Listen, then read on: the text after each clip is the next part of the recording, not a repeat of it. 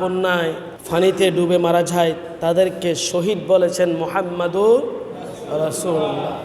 আবু দাউদ এবং ইবনে মাজাহ শরীফের হাদিস। আব্দুল্লাহ ইবনে জাবের রাদিয়াল্লাহু তাআলা আনহু হতে বর্ণিত, তার বাবা থেকে হযরত আব্দুল্লাহ বর্ণনা করেছেন।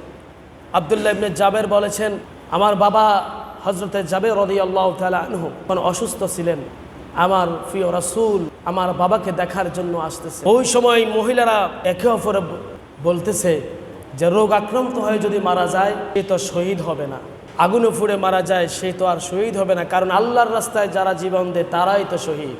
যারা অসুস্থ হয়ে মারা যায় তারা তো শহীদ আর হবে না।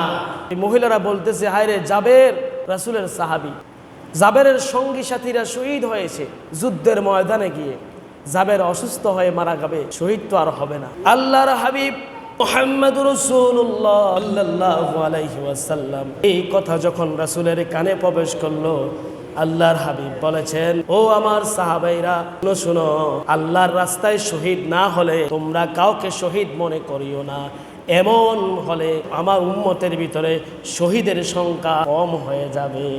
সুবহানাল্লাহ, আরো জোরে বলেন না সুবহানাল্লাহ। যদি শুধুমাত্র জিহাদের ময়দানে গিয়ে শহীদ হলে যে এটাই শুধু আল্লাহর রাস্তায় শহীদ, যদি এরকম হয় আমার উম্মতের মাঝে শহীদের সংখ্যা কম হয়ে যাবে, ঠিক না?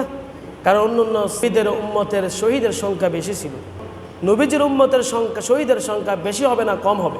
আল্লাহর হাবিব বলেন, আমার সাহাবীরা শোনো শোনো, আল্লাহর রাস্তায় নিহত যারা হয়ে যায় তারা হলো শহীদ। যারা ফেটের ফিটানি দিয়ে ডায়রিয়া হয়ে কলেরা বসন্ত দেখা দিয়ে মারা যায় তারা হলো শহীদ। যারা আগুনে পুড়ে দুর্ঘটনায় অবস্থায় আগুনে পড়ে মারা যায় তারা হলো শহীদ। যারা বন্যায় কবলিত হয়ে পানির মধ্যে হাবুডুবু খেয়ে মারা যায় তারা হলো শহীদ। সুবহানাল্লাহ। আল্লাহ বন্যায় যারা মারা গিয়েছে আল্লাহ সবাইকে শহীদ হিসেবে কবুল করুন, আমরা বলি আমিন। আল্লাহ তাদের উসিলা করে এই বাংলার জমিনে যারা ক্ষয়ক্ষতি শিকার হয়েছে এই জমিনটাকে আল্লাহর রহমত দিয়ে ভরপুর করে দিন, আমরা বলি আমিন। এরপর আল্লাহর হাবিব বলেছেন, যারা অ্যাক্সিডেন্ট হয়ে করে মারা যায়, গাড়ি ঘোড়া এবং বিমান যানবাহনে যারা অ্যাক্সিডেন্ট হয়ে মারা যায় তারা হলো শহীদ। শুধু তাই নয়, যারা করোনা ভাইরাসের মতন বড় বড় মহামারীর ভিতরেই যারা মহামারীর শিকার হয়ে মারা যায় তারাও হলো শহীদ। সুবহানাল্লাহ। শুরুতে আল্লাহর হাবিব বলেন, যেই সমস্ত নারীরা যে সমস্ত মায়েরা গর্ভ অবস্থায় সন্তান জন্ম দিতে গিয়ে মারা যায় তারা হলো শহীদ। সুবহানাল্লাহ।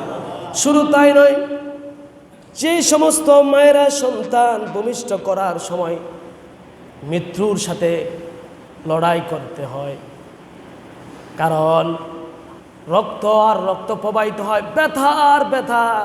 মা যখন সন্তান ভূমিষ্ঠ করে ওই সময় সমস্ত মায়েরাই ব্যথার সম্মুখীন হয়, মৃত্যুর সম্মুখীন হয়, মৃত্যুকে বাজি রেখে সন্তান ভূমিষ্ঠ করে। আল্লাহর হাবিব বলেছেন, ওই সময় ওই মায়ের আমলনামার ভিতরে গাজী এবং শহীদের সওয়াব লিখে দেওয়া হয়। সুবহানাল্লাহ। তাহলে বন্যায় যারা মারা গিয়েছে তারা কি বলেছেন কে? আল্লাহ। এবং শুধু তা নয়, যারা ন্যায় প্রতিষ্ঠার আন্দোলন করতে গিয়ে আল্লাহ রাসূল বলেছেন, যারা ন্যায় প্রতিষ্ঠার আন্দোলন করতে গিয়ে যারা মারা গিয়েছে তারাও কি এই যে কিছুদিন আগেই বাংলাদেশকে দ্বিতীয় স্বাধীনতা করতে গিয়ে যারা মারা গিয়েছে তারাও কি সন্দেহ আছে?